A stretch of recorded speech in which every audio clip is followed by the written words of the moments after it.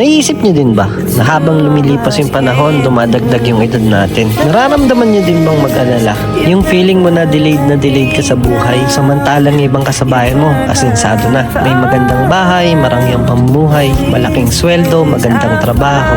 Samantalang ikaw parang na-stuck na lang sa paulit-ulit na proseso ng buhay mo. Minsan nga pinangahawakan ko na lang yung sinasabi nilang buhay daw ay di naman karera.